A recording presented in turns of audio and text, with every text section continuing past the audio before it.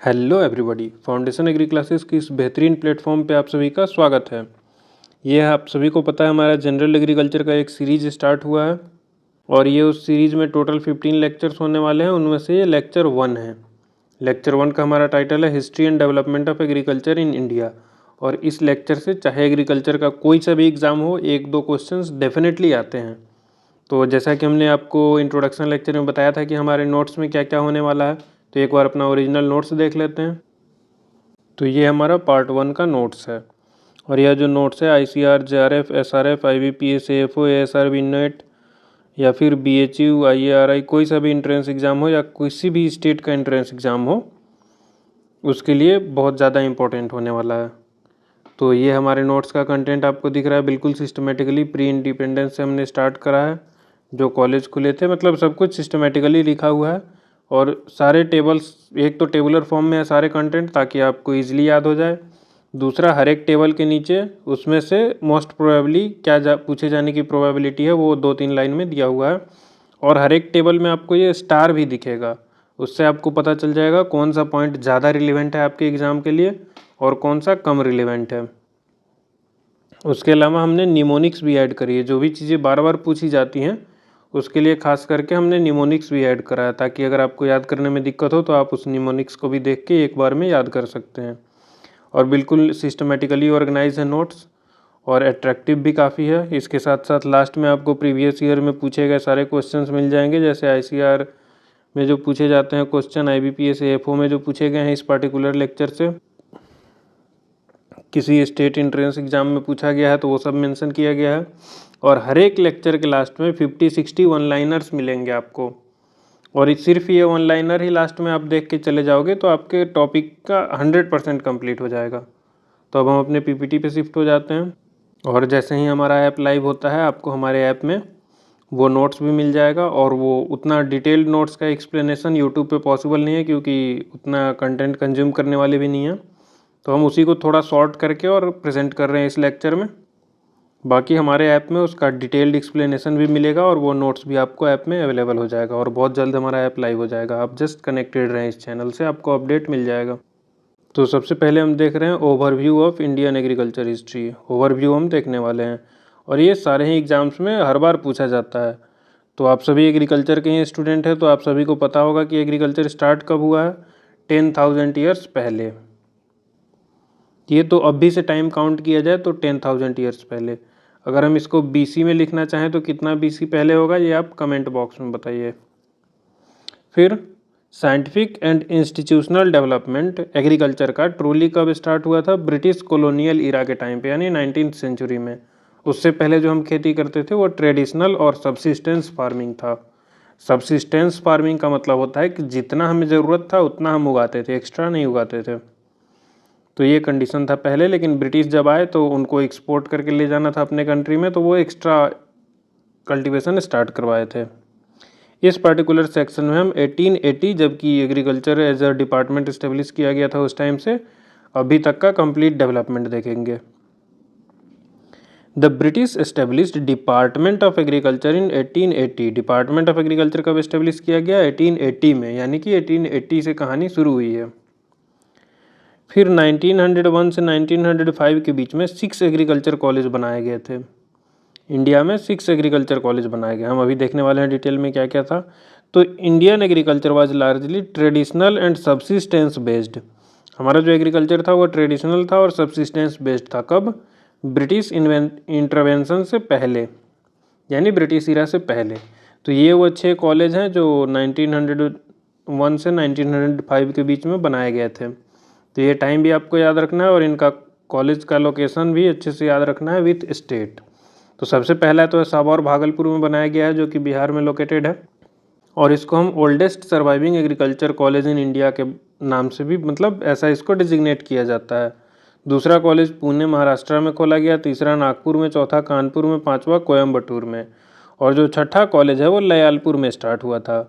But 1977 में यह लयालपुर जो है वो पाकिस्तान का हिस्सा बन गया और इसको फैज़ालाबाद बोलते हैं। ये अभी पाकिस्तान में है। तो इनिशियली जो 6 कॉलेज खोले गए थे उनमें से ये मात्र एक ऐसा कॉलेज है जो पाकिस्तान में शिफ्ट हो गया। और स्टार्ट हुआ था लायलपुर में, अभी उसी जगह का नाम चेंज हो गया है। अब हम देखते हैं ICAR के बारे में। ICAR का फुल फॉर्म क्या होता है? Indian council of agriculture and research. इसका हेडक्वार्टर जो है वो पूसा न्यू दिल्ली में है और यह एक apex agricultural research and education से रिलेटेड एपेक्स बॉडी है। एग्रीकल्चरल रिसर्च एंड एजुकेशन से रिलेटेड एपेक्स बॉडी है ये। अब क्रोनोलॉजिकली हम देख लेते हैं इसका डेवलपमेंट कैसे कैसे हुआ और इससे क्वेश्चंस आते हैं हर बार। तो 1926 में सबसे पहले रॉयल कमीशन ऑन एग्रीकल्चर बनाया गया, जिसके कि वाइसरॉय थे लॉर्ड लिनलिथग्रो। 1928 में इस रॉयल कमीशन ऑन एग्रीकल्चर ने अपना रिपोर्ट सबमिट किया और इसी रिपोर्ट के बेसिस पे 16 जुलाई 1929 को ICAR यानी imperial council of agriculture research को इस्टेब्लिश किया गया था न्यू दिल्ली में। इंपीरियल नाम था उस टाइम, इंडियन नहीं था। फिर 1946 में किसी किसी बुक में लिखा रहता है 1947 भी, तो उसमें कोई दिक्कत वाली बात नहीं है। तो 1946-47 के टाइम पे यह इंपीरियल से इंडियन चेंज कर दिया गया। और ये चेंज क्यों किया गया था? तो जोगेंद्र सिंह कमेटी के रिकमेंडेशन पे चेंज किया गया था। 1965 में डायरेक्टर जनरल ऑफ ICAR, पहले डायरेक्टर जनरल जो थे वो बने थे डॉक्टर BP पाल। और 1966 में ICAR एक फुल्ली ऑटोनोमस बॉडी बन गया। और 1 नवंबर 1973, आपको ये डेट याद नहीं रखना, बस आप याद रखिए कि 1973 में ASRB इस्टेब्लिश हुआ था, ARS इस्टेब्लिश हुआ था और DARE इस्टेब्लिश हुआ था। तो यहाँ इंपॉर्टेंट पॉइंट्स क्या है कि 16 जुलाई को हम ICAR का फाउंडेशन डे मनाते हैं और सेक्रेटरी ऑफ DARE जो होता है वही होता है DG ऑफ ICAR। ये दोनों पॉइंट्स पूछे गए हैं बहुत बार। तो हमने 3 कमीशन के बारे में देखा। पहला है रॉयल कमीशन ऑन एग्रीकल्चर, ये 26 में बनाया गया था और 28 में इसने रिपोर्ट सबमिट करी। उस रिपोर्ट में इन्होंने क्या रिकमेंड करा था? इन्होंने ICAR के इस्टेब्लिशमेंट के बारे में रिकमेंड करा था। दूसरा कमेटी हमने क्या देखा? जोगेंद्र सिंह कमेटी। ये बनी थी 1946 में और उस टाइम इन्होंने रीनेम करवाया था इंपीरियल से इंडियन करवा दिया था ICAR के फुल फॉर्म में। फिर तीसरा कमेटी हमने देखा गजेंद्र गडक कमेटी। ये बनी थी 1973 में और इसी की रिकमेंडेशन पे ASRB स्टार्ट हुआ था 1 नवंबर 1973 को। अब ICAR से रिलेटेड हम कुछ बात देख लेते हैं। प्रेसिडेंट ऑफ ICAR कौन होता है?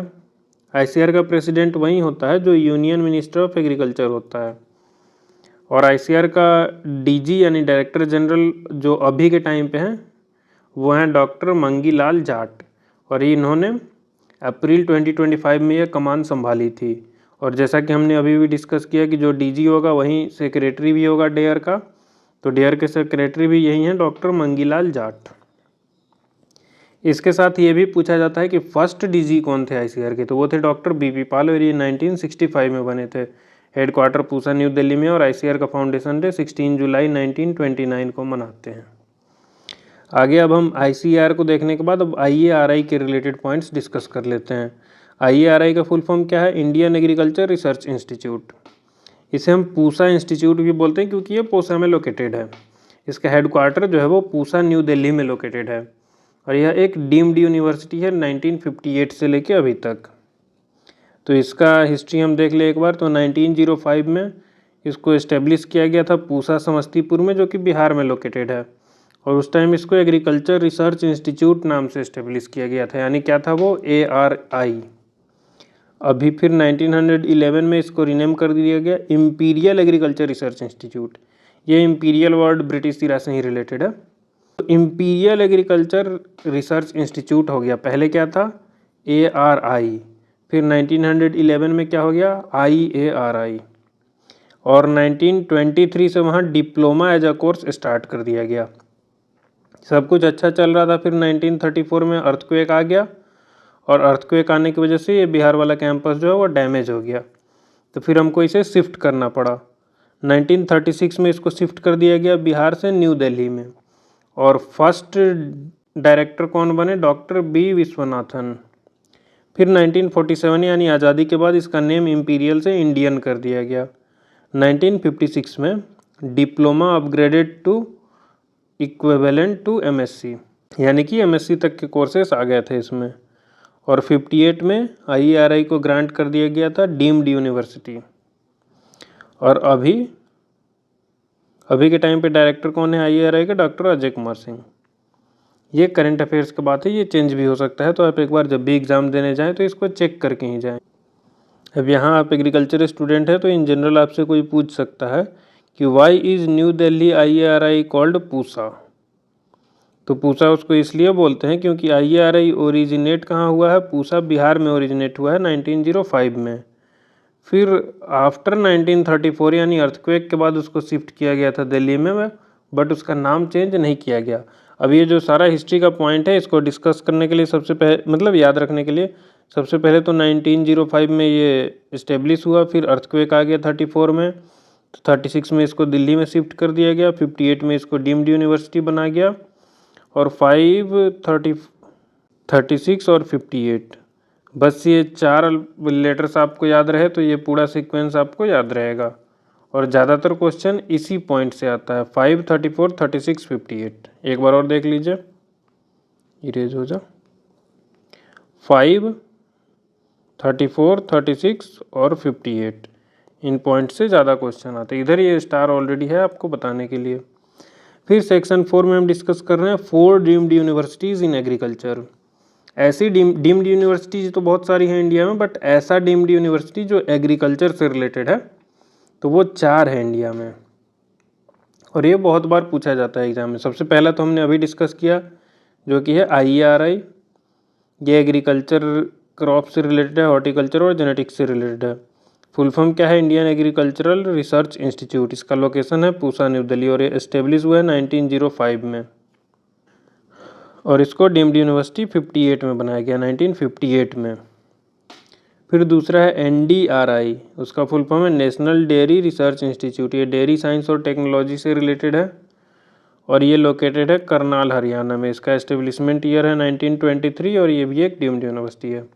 तीसरा है IVRI, इसका फुल फॉर्म है इंडियन वेटनरी रिसर्च इंस्टीट्यूट, और ये वेटनरी साइंस से रिलेटेड है।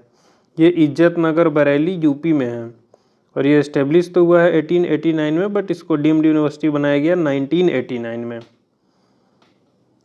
ये भी डीम्ड यूनिवर्सिटी है। फिर है CIFE, और इसका फुल फॉर्म है central institute of fisheries education. ये मुंबई महाराष्ट्र में लोकेटेड है, और इस्टेब्लिश हुआ है 1961 में, और यह फिशरीज एजुकेशन से डील करता है। निमोनिक्स अगर हम देखना चाहें तो हम एक लाइन से इसको याद रख सकते हैं, और वो लाइन क्या है, I need ice cream. I need ice cream. पहला है IARI, दूसरा है NDRI, तीसरा है IVRI, और चौथा है CIFE। तो इस छोटे से एक लाइन से आपको याद रह जाएगा चारों का नाम। और सेक्टर क्या है, पहला क्रॉप से डील करता है, दूसरा डेयरी से, तीसरा वेटनरी से, और चौथा फिशरीज से।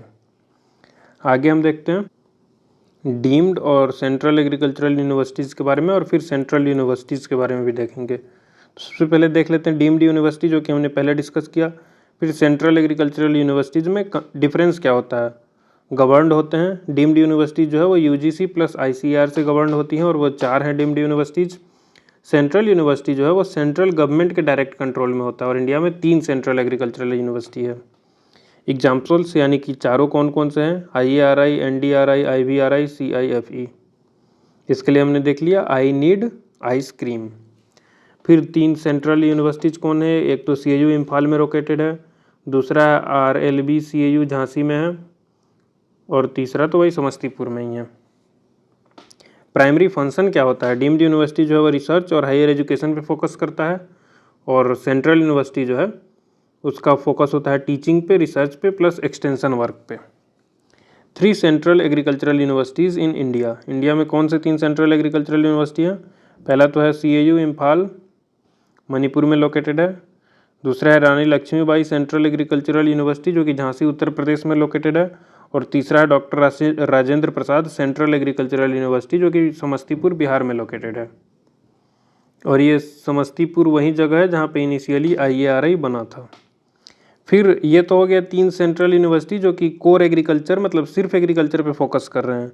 फिर और भी सेंट्रल यूनिवर्सिटीज़ हैं इंडिया में जिनमें एग्रीकल्चर एज ए सब्जेक्ट पढ़ाया जाता है, जैसे बनारस हिंदू यूनिवर्सिटी। तो बहुत सारे डिसिप्लिन्स हैं उसमें, MBBS भी है, तो BHU में एग्रीकल्चर भी पढ़ाया जाता है। दूसरा है अलीगढ़ मुस्लिम यूनिवर्सिटी, अलीगढ़ UP में है। इसमें बहुत सारे कोर्सेज होते हैं बट उसमें एक एग्रीकल्चर भी है। फिर है नागालैंड यूनिवर्सिटी, ये नागालैंड में लोकेटेड है, इसमें भी बहुत सारे कोर्सेज होते हैं बट एक कोर्स एग्रीकल्चर का भी होता है। और चौथा है विश्वा भारती शांति निकेतन यूनिवर्सिटी, और ये अलग अलग कोर्सेज में डील करते हैं, उनमें एक एग्रीकल्चर भी है, तो इन सभी का अपना सेपरेट एंट्रेंस एग्ज़ाम भी होता है। अब हम देखते हैं first agricultural university in India, India में पहली एग्रीकल्चरल यूनिवर्सिटी कौन सी थी? तो GB Pant university of agriculture and technology, GBPUAT, ये पंतनगर में लोकेटेड है, उत्तराखंड में। ये पहली एग्रीकल्चरल यूनिवर्सिटी है। हमने देखा अभी 1901 से 1905 में एग्रीकल्चर कॉलेज बने थे, वो यूनिवर्सिटीज़ नहीं थी। पहला यूनिवर्सिटी कब इस्टेब्लिश हुआ है? 1960 में, और यही फर्स्ट है इंडिया में। और ये जो बनाया गया है वो USA के लैंड ग्रांट पैटर्न मॉडल पे बनाया गया है। तो एक बार और अच्छे से देख लीजिए, इस्टेब्लिश कब हुआ? 1960 में, और ये फर्स्ट एग्रीकल्चरल यूनिवर्सिटी है इंडिया का, कॉलेज नहीं है, ये यूनिवर्सिटी है। And this is based on land grant pattern borrowed from USA। Located कहाँ है? पंतनगर, उत्तराखंड में। पहले, अभी ये उत्तराखंड में है, पहले ये यूपी में था जब इस्टेब्लिश हुआ था। और ये जो नाम रखा गया है GBP, तो ये गोविंद बल्लभ पंत के नाम पे रखा गया है, जो कि फर्स्ट CM थे यूपी के, क्योंकि कॉलेज यूपी में ही बना था, और फॉर्मर होम मिनिस्टर भी रहे हैं इंडिया के। और इसका काम क्या था? Integrated teaching, research and extension function, जो कि सेंट्रल एग्रीकल्चरल यूनिवर्सिटी का भी काम होता है। तो first agricultural university GB Pant है, ये तो सभी को याद रहता है। सेकेंड कौन सा है? सेकेंड यूनिवर्सिटी, कॉलेज नहीं, यूनिवर्सिटी। तो सेकेंड एग्रीकल्चरल यूनिवर्सिटी है PAU, पंजाब एग्रीकल्चरल यूनिवर्सिटी, और ये 1962 में बनाया गया है। 1960 में GBP बना है और 62 में PAU बना है। अब हम देखते हैं कंप्लीट माइलस्टोन टाइमलाइन, यानी प्री इंडिपेंडेंस से अभी तक का, बिल्कुल हायरार्किकली हम देखेंगे। और ये जो कंप्लीट टाइमलाइन है उससे हर बार 2-3 क्वेश्चन आते हैं। तो कहानी स्टार्ट कब से होती है? 1980 से, हमने अभी डिस्कस किया, उसी टाइम बनाया गया था डिपार्टमेंट ऑफ एग्रीकल्चर। फिर 1901 से 1905 में 6 कॉलेज बनाया गया, वो हमने डिस्कस कर लिया। 1905 में IARI बना। 1912 में क्या हुआ? शुगर केन ब्रीडिंग इंस्टीट्यूट बनाया गया था कोयम्बटूर, जो कि तमिलनाडु में है। 1923 में NDRI, national dairy research institute, ये बेंगलोर में लोकेटेड है, उसको इस्टेब्लिश किया गया था। 1924 में central institute on cotton technology established at Mumbai. जो वाला पॉइंट लेस इंपॉर्टेंट है, लेस फ्रीक्वेंट है।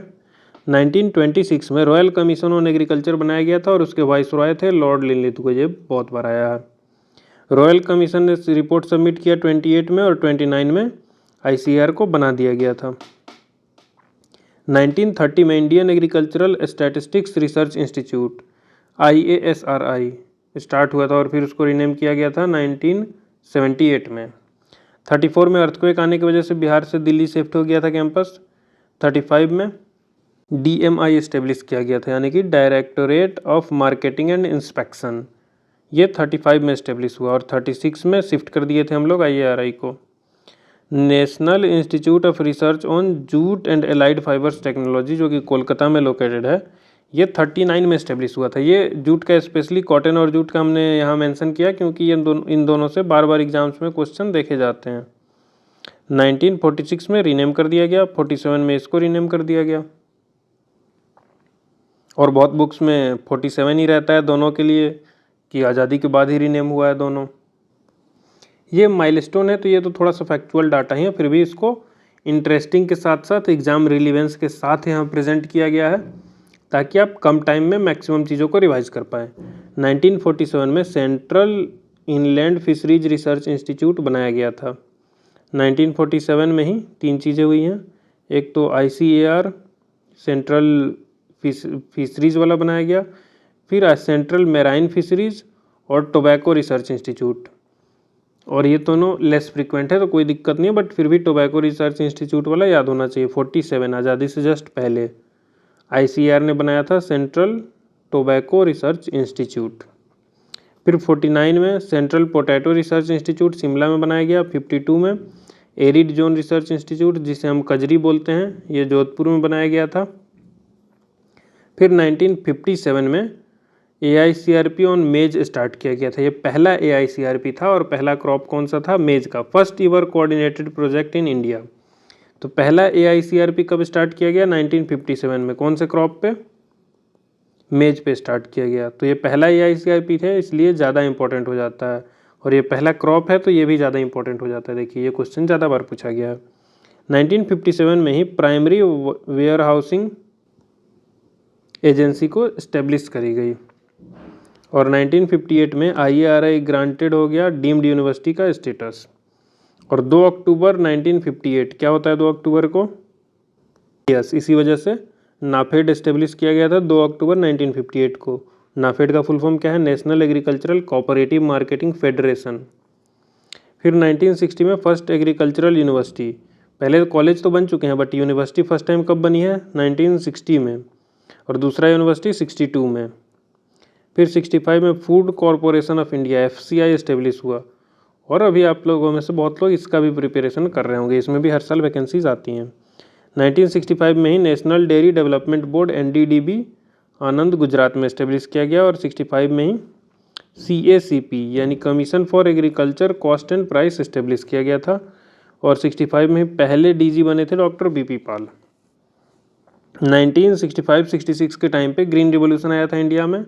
उसका मेन रीज़न क्या था? HYV यूज़ करना, प्रॉपर फर्टिलाइजर्स वगैरह का यूज़ करना, इंसेक्टिसाइड पेस्टिसाइड का यूज़ करना और इरिगेशन टाइम पे देना। ये सारे मेजर फैक्टर्स हैं। उनमें से 2 मेजर फैक्टर हैं क्या? हाई यील्ड वेराइटीज़ को यूज़ करना और दूसरा है फर्टिलाइजर्स का यूज़ करना। ये ग्रीन रिवोल्यूशन है बट सारे क्रॉप्स के लिए नहीं है। ग्रीन रिवोल्यूशन में व्हीट और राइस के प्रोडक्शन को बढ़ाया गया था। अभी के टाइम पे एवरग्रीन रिवोल्यूशन है, उसमें ओवरऑल एग्रीकल्चरल प्रोडक्टिविटी होती है। 1966 में हम एक लेक्चर में पूरे रिवोल्यूशन को भी डिस्कस करेंगे। ऑलरेडी इंट्रोडक्शन लेक्चर में हमने डिस्कस किया था कि हमारा क्या फ्लो ऑफ कंटेंट होने वाला है। 1966 में सेमी ड्वार्फ राइस जो कि TN1 है, जो कि ताइवान से लाया गया था, और IR8 जो कि फिलीपींस से लाया गया था, ये 1966 में बेस बने थे ग्रीन रिवोल्यूशन का। ये दोनों सेमी ड्वार्फ वेराइटीज़ हैं और इनका प्रोडक्शन काफ़ी अच्छा था। 1966 में ही ICR became a fully autonomous body. और 75 में फर्स्ट RRB प्रथम बैंक इस्टेब्लिश किया गया था। 1 नवंबर 1973 को 73 आप बस याद रख लीजिए, ऑलरेडी हमने बताया ASRB, ARS और DEER का इस्टेब्लिशमेंट हुआ था। फिर 78 में IASRI का और 79 में NARP। ये बहुत इंपॉर्टेंट है।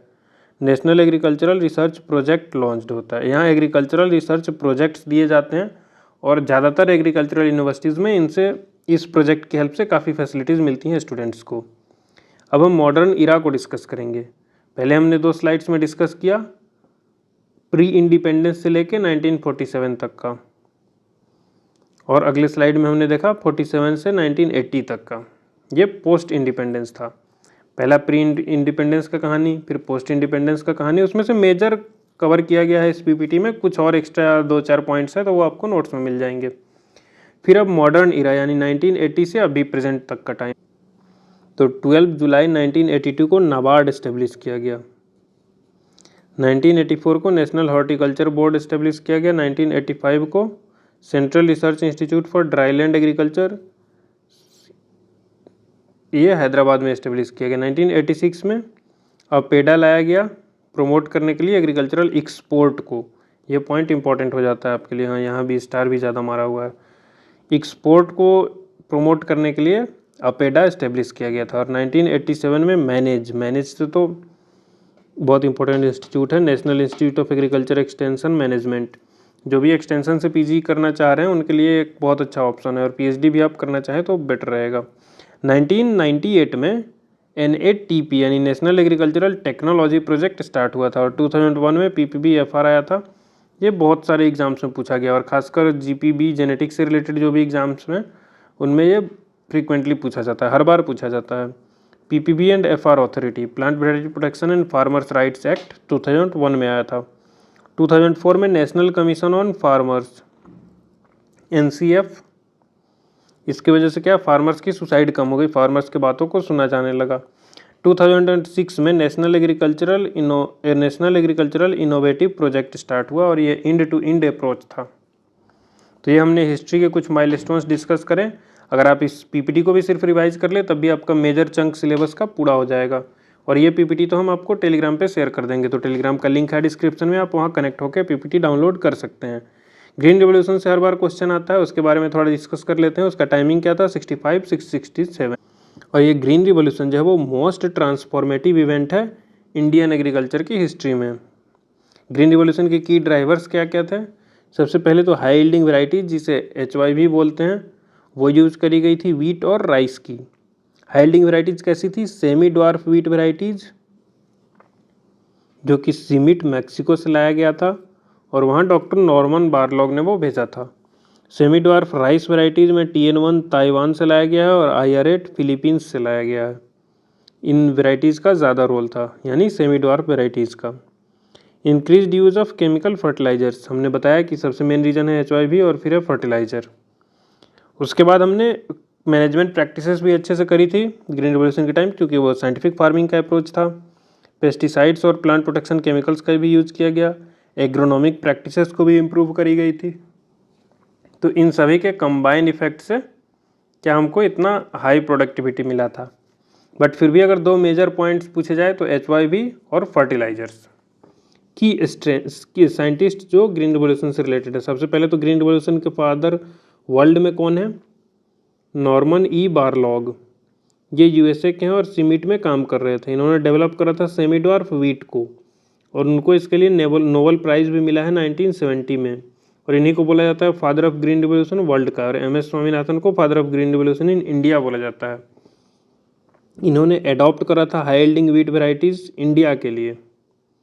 Lead Indian wheat revolution, father of green revolution. और MS Swaminathan evergreen revolution के भी फादर है। डॉक्टर गुरुदेव सिंह खुश, ये IARI फिलीपींस के हैं। IARI से भी वैरायटी लाई गई थी ना, तो GS खुश साहब ने वो वैरायटी दी थी। इन्होंने IR8, IR36, IR64 और ऐसी सुपर राइस वैरायटीज़ बनाई हैं। तो यहाँ से क्वेश्चन जनरली ये वैरायटीज़ के नाम से ही आता है। तो राइस में आपको 3 नाम याद रखना है। पहला तो है TN1 जो कि ताइवान से लाया गया था और TN का फुल फॉर्म क्या है? Taichung native 1। दूसरा है IR8 जिसे हम मिरेकल राइस बोलते हैं वर्ल्ड का। और तीसरा है जया जो कि इंडिया में बनाया गया था। ये फर्स्ट हाई यील्डिंग वैरायटी है जो इंडिया में बना था। ये दोनों तो अलग अलग जगह के हैं ना। वीट में याद रखना है लर्मा रोजा और सोनोरा 64, ये दो नाम बहुत इंपॉर्टेंट है। तो ये TN1 ताइवान से आया है, IR8 फिलीपींस से आया है, जया इंडिया में ही बनाया गया। और वीट की दोनों वैरायटीज़ मैक्सिको से आई हैं। ईयर भी दिया हुआ है बट नॉट मच इम्पॉर्टेंट। यहाँ से आपको सबसे इम्पोर्टेंट ये याद रखना है कि IR8 को हम मिरेकल राइस बोलते हैं। ग्रीन रिवॉल्यूशन के कुछ लिमिटेशंस भी थे। उससे प्रोडक्टिविटी बढ़ी थी, फार्मर्स का इनकम बढ़ा था, क्रॉप का वाटर यूज इफिशियंसी बढ़ा था क्योंकि हाई यील्डिंग वैरायटीज़ थी। बट कुछ लिमिटेशंस भी थे। सबसे मेन तो बात था कि वो सिर्फ 2 ही क्रॉप वीट और राइस के लिए ही था। बाकी भी तो है हमारे पास, कोर्स सीरियल्स है, पल्सेस है, ऑयल सीड्स हैं, तो उन पर कोई काम नहीं हुआ था उसमें। दूसरा हमने देखा कि ग्रीन रिवॉल्यूशन में प्रोडक्टिविटी बढ़ने का एक इम्पॉर्टेंट रीज़न था irrigation.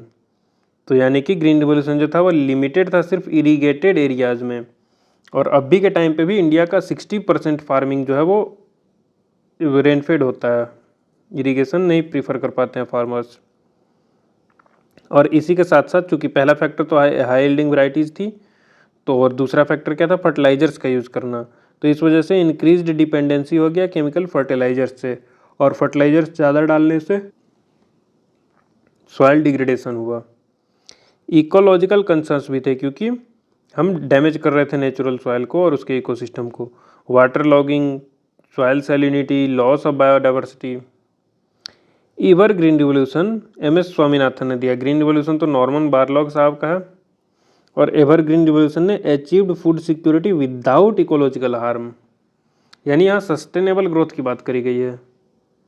Combining productivity with sustainability, ये कॉन्सेप्ट लाया कौन एवर ग्रीन रिवॉल्यूशन का? Doctor MS Swaminathan. अब ये सारे ऑर्गेनाइजेशंस का एक पेज में समरी शीट बना के रखा हुआ, बस एक पेज को रिवाइज करो और सारा काम डन हो जाएगा। तो ये सिर्फ आपके रिवीजन के लिए बनाया गया है। ये हम डिस्कस ऑलरेडी कर चुके हैं अच्छे से, तो दोबारा फिर से बोल के कोई मतलब नहीं है। तो आपको ऑर्गेनाइजेशन, उसका फुल फॉर्म तो याद रखना ही है हर हाल में, उसका एस्टेब्लिशमेंट ईयर और हेडक्वार्टर, और उससे रिलेटेड कुछ इंपॉर्टेंट पॉइंट्स भी हैं, बट आपको ये इतना तो कंपलसरी याद होना चाहिए। अब हम देख लेते हैं प्रीवियस ईयर क्वेश्चंस जो पूछे गए हैं। आज हमने जो पढ़ा उससे कितने क्वेश्चन आए हैं पहले। तो JRF में भी क्वेश्चन आया है, हमारे इंट्रोडक्शन वीडियो के कमेंट में भी किसी ने बोला था कि क्या यह सीरीज JRF के लिए हेल्पफुल होगी, तो बिल्कुल हेल्पफुल होगी। JRF में क्या क्वेश्चन आया देखिए, imperial council of agriculture research was established in which year. तो हमने कितनी बार रिपीट किया इस लेक्चर में, 16 जुलाई 1929। अगर इससे एडवांस भी क्वेश्चन पूछे कि किसके रिकमेंडेशन पे इस्टेब्लिश किया गया था, तो वो भी पता है। किसके रिकमेंडेशन पे नेम चेंज किया गया, तो वो भी पता है आपको। JRF का ही अगला क्वेश्चन था, IARI को शिफ्ट किया गया था बिहार से न्यू दिल्ली, किस रीजन की वजह से। वो भी हमने डिटेल में देखा कि अर्थक्वेक आ गया था, इस वजह से शिफ्ट करना पड़ा था। फर्स्ट DG ऑफ ICAR, ये भी हम देख चुके हैं। विच of the following is not a deemed university, तो 4 डीम्ड यूनिवर्सिटीज़ हैं, उन चारों के अलावा ऑप्शन में जो भी रहेगा वो हो जाएगा। जीबी पंत तो आपको पता ही है, फर्स्ट एग्रीकल्चरल यूनिवर्सिटी है। नाबार्ड कब इस्टेब्लिश किया गया था, वो भी हमने देख लिया। फर्स्ट कोऑर्डिनेटेड प्रोजेक्ट कब आया था और किस में आया, तो ये सारे क्वेश्चंस ICAR JRF में पूछे गए हैं। अब ये कुछ क्वेश्चंस है AFO के। Which rice variety was introduced from Philippines, green revolution के लिए फिलीपींस से क्या आया था, IR8 आया था। ASR भी कब इस्टेब्लिश हुआ है, ईयर भी आपको पता है, और किसके रिकमेंडेशन पे, वो कमिटी भी हमने डिस्कस कर ली। Green revolution mainly confined to which crop, यही तो उसकी लिमिटेशन थी, वीट और राइस की हाइल्डिंग वराइटीज़ पे डिपेंडेंट था। नेशनल डेयरी डेवलपमेंट बोर्ड कहाँ लोकेटेड है, हम देख चुके थे, आनंद गुजरात में है ये, और इसका एस्टेब्लिशमेंट ईयर भी हमने देखा है। तो आपको समझ आ रहा होगा कि इस लेक्चर में जो कंटेंट बताया जा रहा है, जहाँ जहाँ फोकस किया जा रहा है, वो हर एक चीज़ इंपॉर्टेंट है। इसके अलावा ASRB नेट में भी पूछा गया है यहाँ से question, golden period of agriculture in India is associated with which institute, तो पूछा।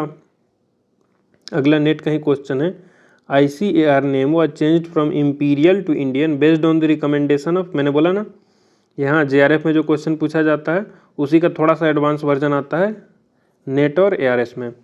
तो किसके पहले तो पूछे थे कि ये रीनेम हुआ कब, अब उन्होंने पूछ लिया किसकी रिकमेंडेशन पे, तो जोगिंदर सिंह कमेटी के रिकमेंडेशन पे। अगला क्वेश्चन है, correct sequence of IARI history, ये हमने शॉर्ट ट्रिक में देखा था, तो आपको ट्रू फॉल्स में पूछे थे वो, तो आपको उस अकॉर्डिंग ऑप्शन सेलेक्ट कर लेना है। शुगर केन ब्रीडिंग इंस्टीट्यूट कहाँ लोकेटेड है, कोयम्बतूर तमिलनाडु में, एस्टेब्लिशमेंट ईयर भी हमने डिस्कस किया है। Which of the 6 agricultural organisation is now in Pakistan, तो ये भी हम देख चुके हैं। और पेडा कब एस्टेब्लिश हुआ था और उसका क्या मतलब, काम तो उन्होंने ही बता दिया, बस पूछा एस्टेब्लिश कब हुआ था। First agricultural university in India, detail में हमने देखा, इससे रिलेटेड सारे पॉइंट्स डिस्कस किए। ये लैंड ग्रांट पैटर्न पे बना गया है USA से लेके, ये भी हमने देख लिया। अब लास्ट में ये वो 1 लाइनर्स हैं कि अगर आप एग्जाम्स पे पहले रिवाइज करना चाहते हैं तो बस लास्ट के ये 2 पेज पढ़ो और पूरा लेक्चर आपके सामने रिकैप हो जाएगा। ICAR इस्टेब्लिश कब हुआ है, 16 जुलाई 1929। फर्स्ट एग्रीकल्चरल यूनिवर्सिटी कौन सी थी, यूनिवर्सिटी।